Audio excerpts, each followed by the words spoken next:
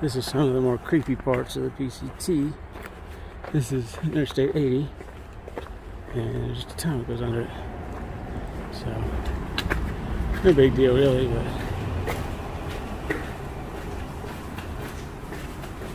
I don't see the people.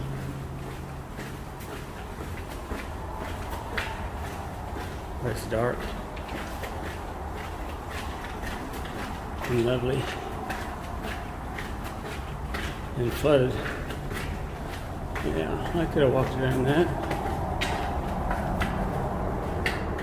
So, and I bypassed this tunnel because some jogger told me it was flooded.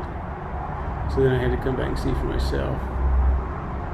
So anyway, yeah, it is flooded, but there's plenty of rocks. Anyway, back to the trail.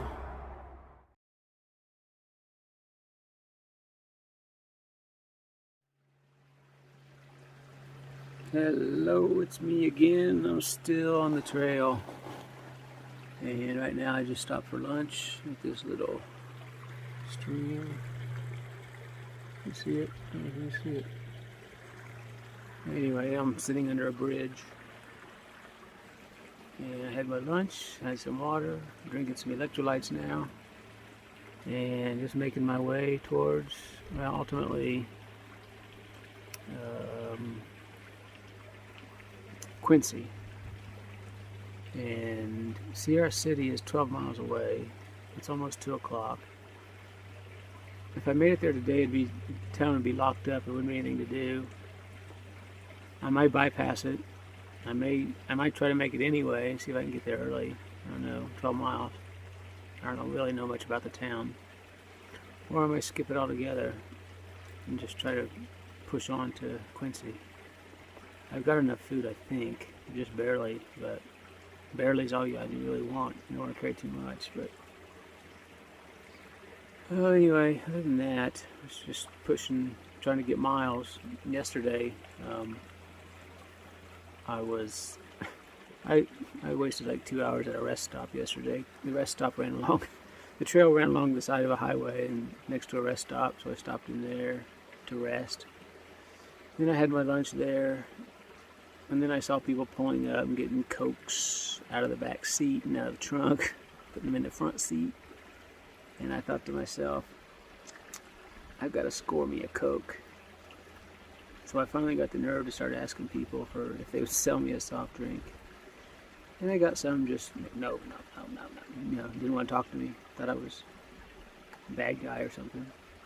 And some people didn't have it until finally I got a guy who said, oh, I got some Pepsi.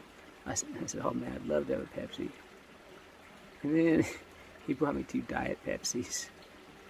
And I couldn't very well tell him, yeah, that's not going to work. I need the calories and I need the sugar. And so I drank them. They weren't that bad, but they weren't Coke. And a lady brought me a ginger ale. First she tried to give me money so I could get a Coke. I'd explain to her, I said, I got plenty of money, I got plenty of water, I got plenty of food, I just need a Coke. And she said sorry, but then she went to her car. She came back later, she goes, I have a ginger ale. It's warm, but it'd still be good, which it was. So I scored 2 Diet Pepsis and ginger ale while I was panhandling. That was kind of nice. And anyway, so I wasted like over 2 hours there. I should have been walking. But when I was leaving there, about a few miles down the road, maybe less than that, some equestrians came up to me. They were coming the opposite way. And they told me that a thru hiker had dropped their sleeping pad. A northbound thru hiker dropped their sleeping pad, so if I saw it, it belonged to them. And that's about all the information they had. So I thought, okay, if I find it, I'll pick it up, because if they're in front of me, I probably know who they are. Car going over the bridge. So I probably know them. She said it was a couple. So I had an idea, I knew who it was, but I didn't know for sure. Could have been a couple of different groups. So I walked on a few miles, and then finally there was this southbound guy coming, and I asked him if he had seen a sleeping pad on the trail, and he said, yeah, I've got it. He says, is it yours? I said, no, it's not mine, but it belongs to a northbound thru hiker that I probably know, so why don't you let me have it and I'll take it forward and try to find them. So he took it out of his pack, he gave it to me, and it was, oh, after I did that, I thought, oh, what a mistake. Not what a mistake, but it was a heavy sleeping pad. And, you know, thru hikers, we don't like to add stuff to our packs, especially if it's not ours. And, like, if I just saw that on the trail, I wouldn't have picked it up, because first of all, you don't know if it's a thru hiker. You don't know if it's a southbound or a northbounder, so you don't know if you'll ever find the owner anyway, so it's just not worth the effort of carrying it. Now, if you knew for sure who it belonged to, yeah, you'd pick it up. But in this case, the ladies on the horse said it was a thru hiker, and they were northbound, so I thought I would take it. So I did. And so I went like 15 miles, or it was 18 miles all day, so about 15 miles. And I finally got to I pushed myself. I finally got to a tent site, and it was late, so I asked the one guy that I knew if he knew anything about it, and he said, yeah, he'd heard that a guy had lost his sleeping pad, and he was going to go back and look for it, and his wife was going to move on or go on, but that's all he knew. And I thought, well, the guy can't go back. It was 15 miles ago. He's not going to find it, and besides, somebody had already picked it up. So then I found 3 other tents there, people, and I just kind of walked up and said, did anybody lose a sleeping pad? But I didn't get any response. So I set up by the trail and went back and made my tent, got in bed. And the next morning this morning it was still there, so I thought, well, crud. I'd packed up my stuff, I was getting ready to head north. I was like, and there was a group of people there. And I said, I really don't want to carry this any farther, but I guess I'll carry it to Sierra City and leave it in the general store. Maybe the owner will stop by there and see it. So I packed it up and started walking north, and just about, I don't know, 30 yards from where we were camping, there was a dirt road, and on the other side of that dirt road was a tent. A tent. Sometimes I use a tent instead of tent. And I looked over there, and it was 2 people I knew.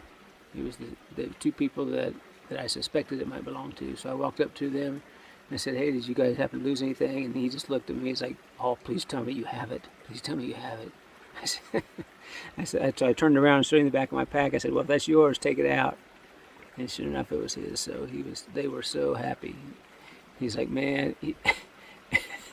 So they had walked 15 miles that day, hiked 15 miles. And after they made camp, he walked back 10 miles looking for it.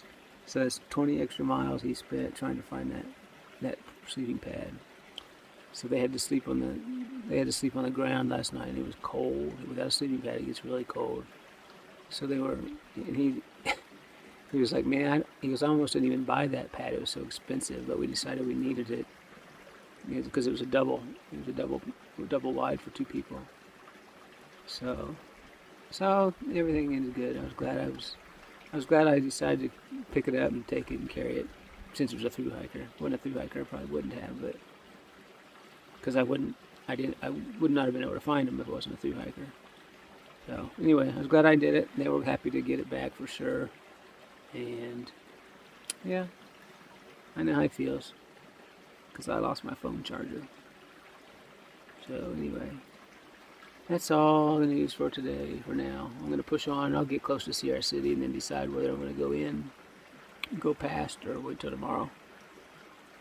I kind of want to go in because they got town food, and that's one of my weaknesses. That and talking about nothing for 8 minutes. Sorry. Thought you guys might want to hear that story. Anyway, that's all for now. I gotta hit the road.